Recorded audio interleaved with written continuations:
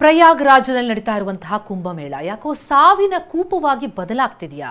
ಯಾಕಂದ್ರೆ ಪ್ರಯಾಗ್ರಾಜ್ನ ಮೋತಿಲಾಲ್ ಮೆಡಿಕಲ್ ಕಾಲೇಜಿನ ಹೊರಗೆ TV9 ಪ್ರತ್ಯಕ್ಷ ವರದಿ ಮಾಡ್ತಾ ಇತ್ತು. ಆ ವೇಳೆ ಆಸ್ಪತ್ರೆಯ ಗೋಡೆಗೆ ಅಂಟಿಸಿದ್ದ ಮೃತರ ಪಟ್ಟಿಯನ್ನ TV9 ಪ್ರತಿನಿಧಿ ತೋರಿಸ್ತಾ ಇದ್ದಾರೆ. ಈ ವೇಳೆ ಆಸ್ಪತ್ರೆಯವರು ಪಟ್ಟಿ ತೋರಿಸದಂತೆ ತಡೆದಿದ್ದಾರೆ. ಈ ಬೆಳವಣಿಗೆ ಸಾವಿನ ಸಂಖ್ಯೆಯನ್ನ ಮುಚ್ಚಿಡಲಾಗ್ತಾ ಇದೆಯಾ ಎನ್ನುವ ಅನುಮಾನ ಹುಟ್ಟುವಂತೆ ಮಾಡಿದೆ.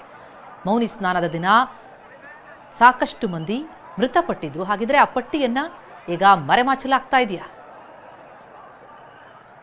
हम इस वक्त मोतीलाल नेहरू मेडिकल कॉलेज के अंदर खड़े हैं, उस परिसर के अंदर, और कुछ पुलिसकर्मी, स्वास्थ्य विभाग के कर्मचारी आपको नजर आएंगे.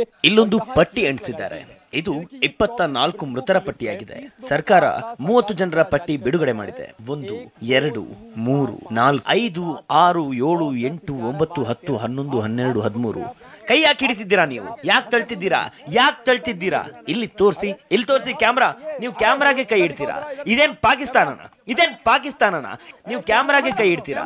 ಇದೇನ್ ಪಾಕಿಸ್ತಾನನ? ನಾವೇನು ಮೃತದೇಹಗಳ ಬಳಿ ಹೋಗಿದ್ದೇವ?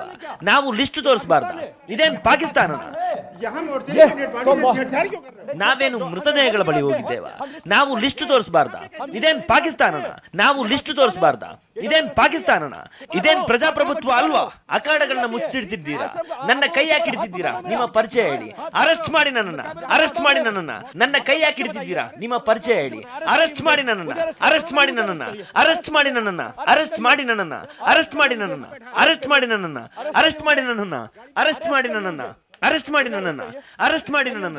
ನಾನು ಇಲ್ಲೇ ನಿಲ್ತೇನೆ.